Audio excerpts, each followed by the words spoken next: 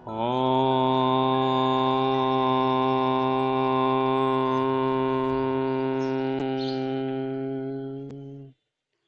शांति शांति शांति।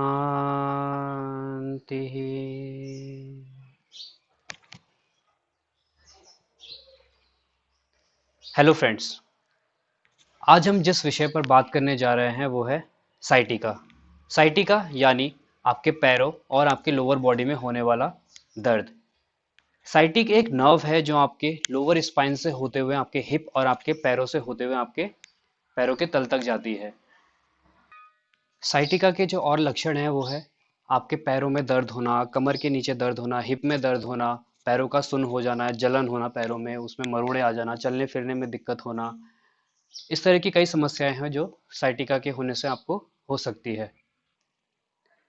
Sciatica के कारण क्या है, योग आसनों में किन किन बारीकियों का ध्यान रखें और उसे किस तरह से अच्छे ढंग से करें, और अपनी रोजमर्रा की जिंदगी में किन किन बातों का आप ध्यान रखें, इन सभी बातों को जानने के लिए आप इस वीडियो को जो है आखिर तक जरूर देखें।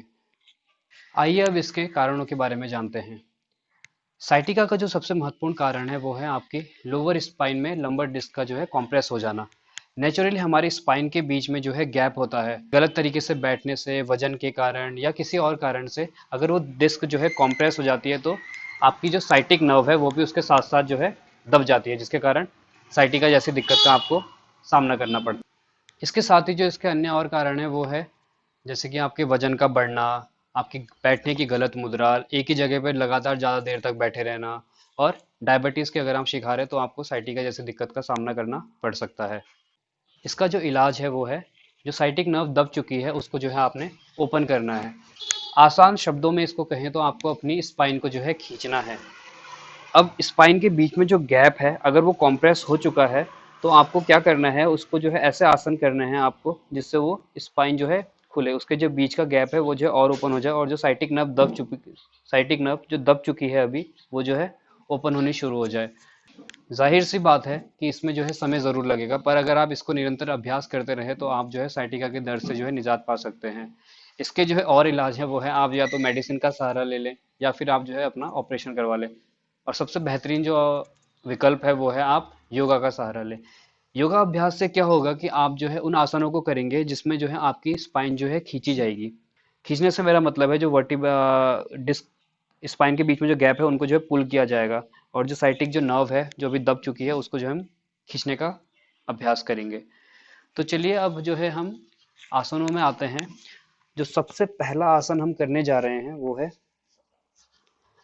माझरी और बितिलासन यानी कि कैट और काउ पोज।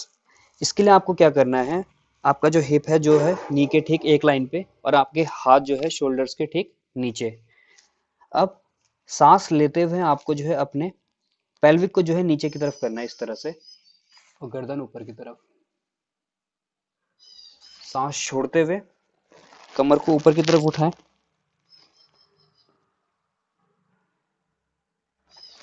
सांस लेते हुए पेल्विक नीचे, गर्दन ऊपर। सांस छोड़ते हुए कमर ऊपर।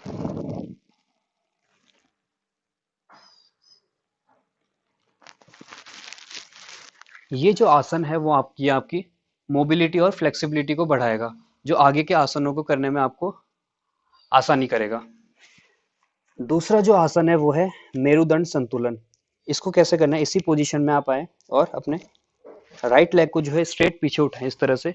टोज जो है अगर ध्यान रखें तो टोज पॉइंटेड रहेंगे आपके इस तरह से। और अगर आपसे हो पाए तो अपने बाएं हाथ को भी जो है आगे की तरफ से उठाएं। अब अगर आप यहाँ पे देखें तो आपकी स्पाइन जो है पूरी खींच रही है। आप जो है हाथों से और अपने पैरों से जो है खींचते हुए अपनी स्पाइन को खींच रहे हैं। साइटिका का दर्द जो है आपको लगता है कि आपके पैरों की कमी के कारण है, पैरों में कुछ कमी के कारण है, पर ये बिल्कुल गलत है। वो आपकी स्पाइन की कमी के कारण है, आपकी जो लोअर स्पाइन में जो है कंप्रेशन आया है उसकी वजह से आती है ये दिक्कत। तो आपको जो है अपनी स्पाइन को खींचना है इस तरह से, अपने हाथों से और अपने पैरों से जो है जोर लगाते हुए अपनी स्पाइन को खींचे। अपनी क्षमता अनुसार करें हर एक आसन, जितनी देर आप कर सकते हैं, और फिर नीचे आ जाए। इसी को दूसरी साइड से भी करें।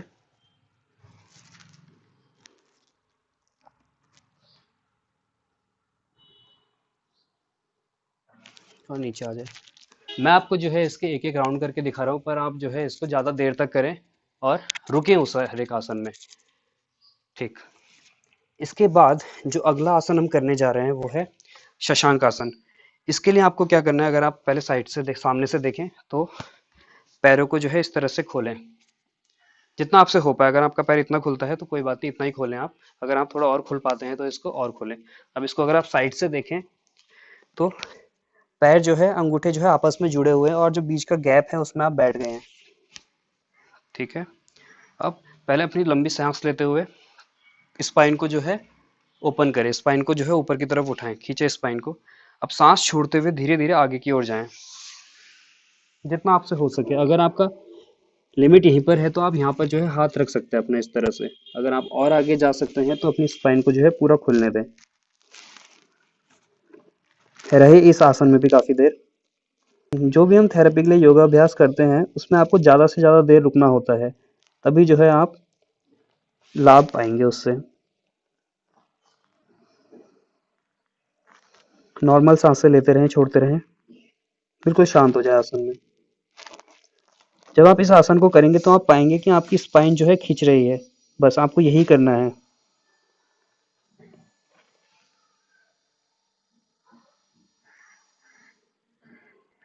आ जाइए ऊपर। इसके बाद जो अगला आसन है वो है उत्तान शीर्षोत्तानासन। इसके लिए भी आपको ठीक इसी पोजीशन में आना है। आपका क्या करना है, आपको पैरों में जो है 90 डिग्री का एक एंगल बनाना है। अब पहले अपने दोनों एल्बोज को नीचे रखें इस तरह से, फिर अपने फोरहेड को नीचे रखें और स्पाइन को आगे खींच दें, जितना आपसे हो सके।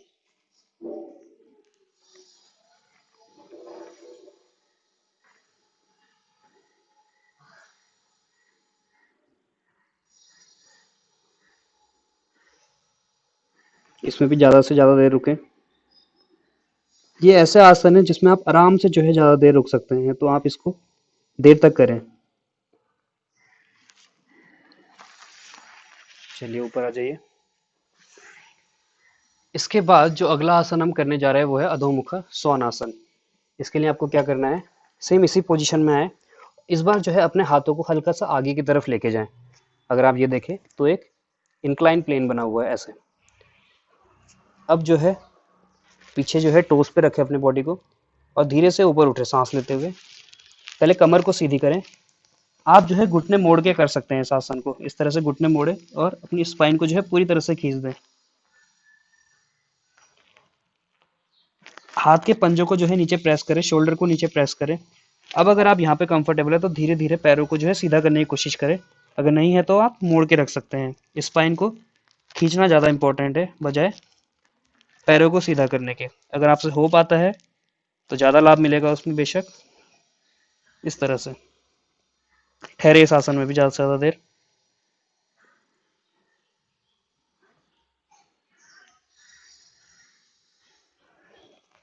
वापस आ जाए। अगर आप हर एक आसन में देखेंगे तो जो मेन जो हमारा फोकस है वो है आपका हिप, स्पाइन और लोअर बॉडी पे। इसमें क्या हो रहा है कि हमारी जो है जो साइटिका की नर्व है जो नीचे जो है पूरी बिछी हुई है, यहाँ से लेकर नीचे तक पूरी गई हुई है, उसको हम जो है उसकी स्ट्रेचिंग कर रहे हैं हम साथ साथ। अगर हम दूसरे उसमें शब्दों में देखा जाए तो हम साइटिक नर्व की जो है स्ट्रेचिंग कर रहे हैं और जो जुड़ी हुई है आपकी लोअर स्पाइन से। तो स्पाइन को हमने खींचा, पैरों को जो हमने स्ट्रेच किया, तो इसमें जो है दो दो काम हो रहे हैं। एक तो आपकी स्पाइन जो है खींच रही है, तो जो कॉम्प्रेस हुई हुई नर्व है वो जो है उसको खुलने का टाइम मिल रहा है। और उसके साथ साथ जब हम पैरों में जो है स्ट्रेच कर रहे हैं तो उसको जो है एक फ्लो मिल रहा है, जिससे कि जो है आपके साइटिका का दर्द जो है धीरे धीरे खत्म होने लगेगा। इसमें जो है टाइम ज़रूर लगेगा, आपको 2-3 महीने लग सकते हैं। और अगर आपका जो है दर्द कम है तो आपको फ़र्क जो है 2-3 दिन में दिखना शुरू हो जाएगा। आपको जो है अगर आप इस अभ्यास को करते रहेंगे तो आपको लगेगा कि कुछ चेंजेस आ रहे हैं, ये दर्द जो है धीरे धीरे हटने लगेगा। अब जो हम अगला आसन करेंगे उसके लिए आपको एक दीवार का सहारा लेना है। करना क्या है, आपको अपने दोनों पैरों को जो है इस तरह से आपस में हल्का सा गैप रखें दोनों के बीच में। लंबी गहरी सांस लें। सांस छोड़ते हुए जो है दीवार को जो है हाथ से लगाएं इस तरह से। अब यहाँ पे क्या होगा कि हो सकता है आपके हैमस्ट्रिंग में जो है इधर खिंचाव महसूस हो आपको, तो आप क्या कर सकते हैं, अपने नीज को हल्का सा बेंड करें और अपने हाथों से प्रेशर कर देते हुए अपनी स्पाइन को जो है पीछे की तरफ धकेलने की कोशिश करें। सीधी रखें अपनी स्पाइन को बिल्कुल। इस आसन में भी ज़्यादा से ज़्यादा देर रुकें। अगर जो कंफर्टेबल है वो अपने पैर को जो है सीधा कर सकता है।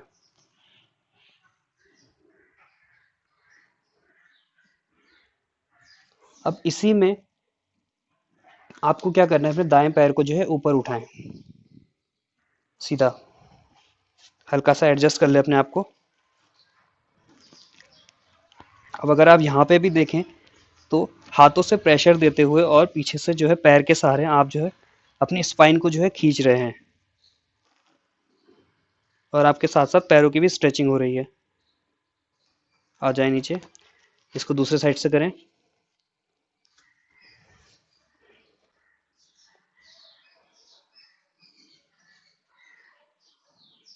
ठीक है। इसके बाद जो हम अगला आसन करने जा रहे हैं वो है हस्त उत्तान आसन। उसके लिए आपको क्या करना है, अपने पैरों के बीच में इतना गैप रखें, इधर साइड से देखें आप, अपने दोनों हाथों को ऊपर इंटरलॉक करें और अब अपने बॉडी को जो है टोस पे उठाएं और स्पाइन को जो है ऊपर की तरफ खींचे। अगर आप इसमें देखें आप, तो मैं जो है हाथों को ऊपर की तरफ खींच रहा हूँ जिससे मेरी स्पाइन जो है पुल हो रही है।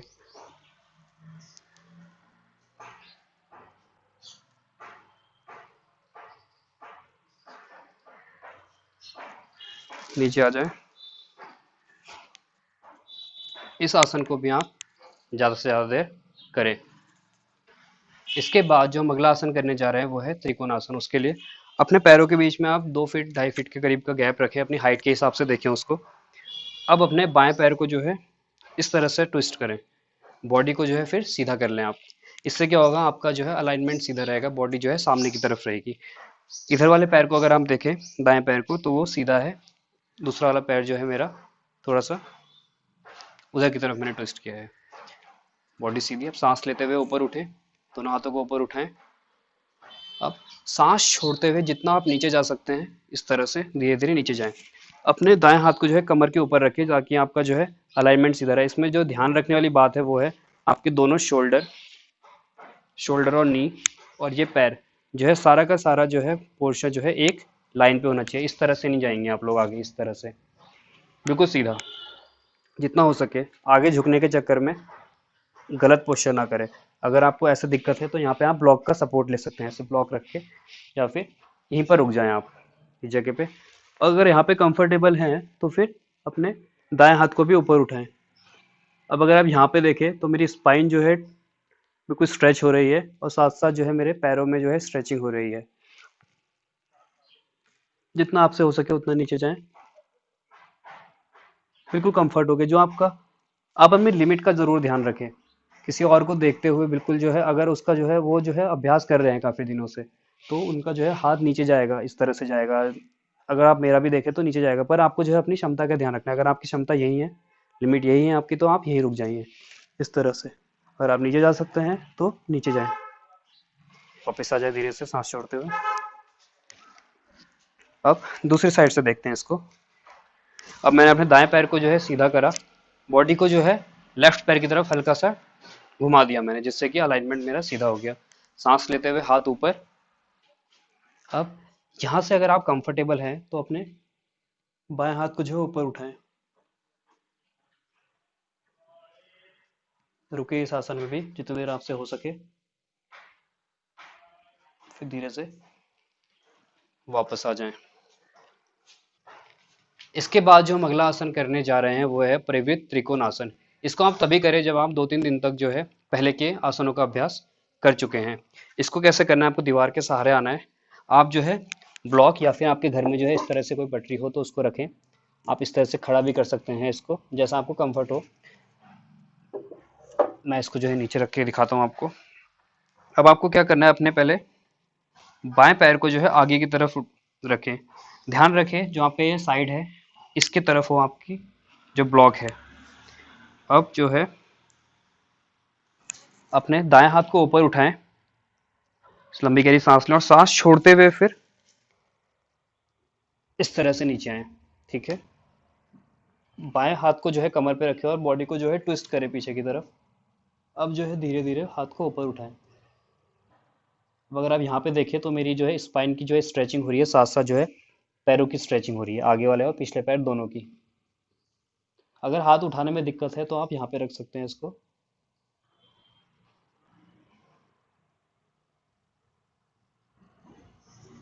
इसमें भी आपको जो ध्यान रखना है वो ध्यान रखना है आपका शोल्डर दोनों जो है एक लाइन पे हो, और आपका शोल्डर और नीचे जो पैर है वो जो है एक लाइन पर हो। अलाइनमेंट का जो है बिल्कुल ध्यान रखना है आपको। वापस आ जाए। इसी को जो है दूसरी साइड से अगर हम देखें, अब जो है मैंने अपने बाएं पैर को आगे की तरफ किया, और बाएं पैर का जो इधर वाला साइड है यानी कि आपकी छोटी उंगली वाला साइड जो है आपने ब्लॉक की तरफ रखा, पीछे वाला पैर सीधा। अब अपने बाएं हाथ को ऊपर उठाएं, दाएं हाथ को पीछे रखें, जो पैर आगे है वो हाथ जो है पीछे रहेगा। अब सांस छोड़ते हुए आगे की तरफ जाएं।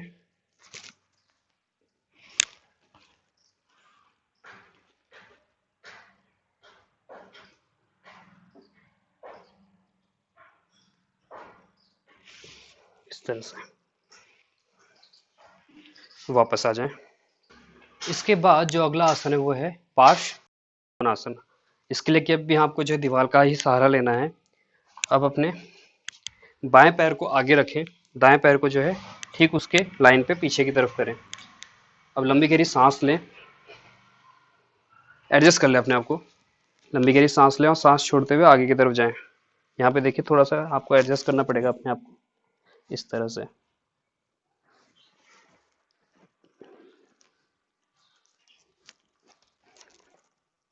हाथों को जो है प्रेस करें दीवार के सहारे। आपके दोनों पैर जो है सीधे रहें। अब यहाँ पे अगर आप देखें तो मेरी स्पाइन जो है खींच रही, बिल्कुल सीधी है स्पाइन, और पैर जो है दोनों सीधे हैं।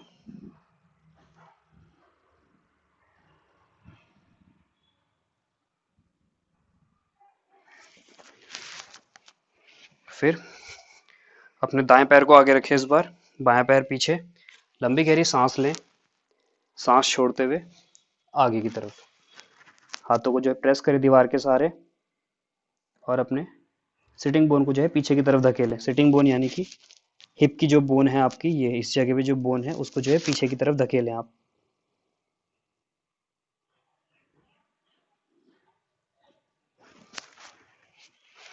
वापस आ जाएं। चलिए, ये जो कुछ आसन थे जो मैंने आपको दिखाए, इसको जो है हम सीरीज में बनाएंगे साइटिका का। अभी जो है हम लेट के कौन से आसन होते हैं उनकी एक योगा की वीडियो बनाएंगे, उसको भी इसके बाद ही ठीक मैं उसको बना दूंगा। तो ये जो है अभी ज़्यादातर जो है मैंने स्टैंडिंग सीरीज आपको दिखाई है। इसके बाद जो है मैं आपको लेटे वाली सीरीज दिखाऊंगा, जिसमें आपको कमर के बल लेट के उन आसनों को करना है। साइटिका के दर्द से निजात पाने के लिए आपको जो है टाइम ज़रूर लगेगा, क्योंकि ये स्टेप बाय स्टेप होता है। जैसे सबसे पहले आपकी जो है स्पाइन जो है खींचेगी, उसके बाद जो आपकी नर्व कॉम्प्रेस हो चुकी है वो जो है खुलेगी। फिर जो आपके पैरों में जो स्वेलिंग आई है वो जो है धीरे धीरे हटेगी। तो इसमें जो है टाइम ज़रूर लगेगा, तो आपको जो है निरंतर जो है अभ्यास करते रहना है, तभी जो है आप इससे निजात पा पाएंगे। अब चलिए जानते हैं कि आपको किन किन और बातों का ध्यान रखना है। सबसे पहली जो बात है वो तो यही है कि आप जो है निरंतर जो है योगा अभ्यास करते रहें, आसनों का अभ्यास करते रहें, और आप सही पोस्चर में बैठे। सही पोस्चर से मेरा मतलब, जैसे मैं अभी भी बैठा हूँ तो आप देखें तो मेरी स्पाइन जो है सीधी है। आलथी पालथी मारकर भी बैठे तो कमर को जो है अपनी सीधी रखें, स्पाइन को जो है सीधी रखें। अगर आपकी स्पाइन सीधी है तो ज़्यादा से ज़्यादा दिक्कत तो वैसे ही सॉल्व हो जाती है, क्योंकि कहा गया है योग शास्त्रों में कि अगर आपकी नाभि और छाती के बीच की जो है दूरी अगर बढ़ती है तो आपकी सारी समस्याओं का जो है वैसे ही निपटारा हो जाता है। जैसे लंग से रिलेटेड समस्याएं होगी, हार्ट से रिलेटेड समस्याएं होंगी, बहुत सारी समस्याएं हैं जो आपकी सिर्फ नाभि और छाती के बीच की दूरी को बढ़ाने से ही सॉल्व हो जाती है। और इसको दूरी को कैसे बढ़ाया जाएगा, आप जब स्पाइन को जो है सीधा रखेंगे, जब स्पाइन को जो है खींचेंगे। अब जैसे मैं यहाँ पे बैठा हूँ, अब हो सकता है कि आपका पैर जो है ऐसे उठा रहता हो। जब ऐसे पैर उठता है तो घुटने और आपका जो हिप है वो जो है एक लाइन पे नहीं है, तो आपकी कमर जो है अपने आप नीचे झुक जाती है। तो आपको करना क्या है, अब इसमें आप क्या करें, अपने दाएं पैर को जो है इस तरह से ऊपर रख दें, अर्ध पद्मासन लगाएं अगर आपसे ऐसे लगता है तो। अब अगर आप यहाँ पे देखें तो मेरा जो घुटना है और जो हिप है वो जो है एक लाइन पे आ गया। जब घुटना और हिप जो है एक लाइन पे आता है तो आपकी कमर ऑटोमेटिकली सीधी हो जाती है। दूसरा जो उपाय है वो है कि अपने दाएं पैर को जो है अपने एनएस से लगाएं और बाएं पैर को जो है इस तरह से रखें। तो यहाँ पे भी आपकी जो है कमर जो है सीधी होगी। इसके बाद जो अगला आसन है वो है वज्रासन। ये अगर आप इसमें बैठे, ये जो है बहुत ही अच्छा आसन है, आपको डाइजेशन के लिए भी काफ़ी हेल्पफुल आसन है। तो इसमें आप जो है ज़्यादा से ज़्यादा देर बैठ सकते हैं अगर आप कंफर्टेबल है। नहीं है तो यहाँ पे आप कुशन लगा सकते हैं, हिप के नीचे कुशन लगा सकते हैं और आराम से, ताकि जो है बॉडी जो है अपने आप लिफ्ट हो जाए। अब यहाँ पे अगर आप देखें तो मेरी कमर जो है सीधी है, तो कमर सीधी तो सभी चीज़ों से निपटारा। चलिए, और जिन बातों का आपको ध्यान रखना है वो है कि जब भी आप जो है जैसे कि लॉन्ग ड्राइविंग पे जा रहे हैं, बाइक चला रहे हैं, आप कार ड्राइव कर रहे हैं जिसमें आपको बहुत देर तक जो है ड्राइविंग करनी है, तो आप क्या करें कि बीच में कहीं रुक के अपनी जो है स्ट्रेचिंग करें। जैसे अभी मैंने आपको दिखाया हस्त उत्तानासन, खड़े होके इस तरह से दीवार के सहारे आपको जो है, आप जो है बाइक का सहारा लेके, अपनी कार का सहारा लेके अपनी स्पाइन को जो है खींच सकते हैं। इस तरह के जो है आप अभ्यास को अपने डेली रूटीन में लाने की कोशिश करें। आप ऑफिस में ज़्यादा देर बैठे हुए हैं तो आप खड़े होकर बीच बीच में जो है स्ट्रेचिंग कर सकते हैं, क्योंकि जब आप लगातार बैठे रहते हैं तो आपकी जो है डिस्क जो है कॉम्प्रेस हो जाती है। तो इसके साथ साथ जो है, एक तो साइटिका तो एक प्रॉब्लम है, इसके साथ साथ और भी दिक्कतें आ सकती है, जैसे डिस्क स्लिप डिस्क की दिक्कत आपको आ सकती है आगे चल के। आशा करते हैं आपको वीडियो पसंद आई होगी। अगर हाँ तो वीडियो को लाइक करें और कमेंट बॉक्स में बताएं कि आपको वीडियो कैसी लगी। इसी सीरीज में जो है अगली वीडियो बहुत जल्द आने वाली है, तो चैनल को सब्सक्राइब करें और नोटिफिकेशन बेल को ज़रूर दबाएं ताकि आप उस वीडियो को मिस ना करें और हमारी आगे आने वाली किसी भी वीडियो को आप मिस ना करें।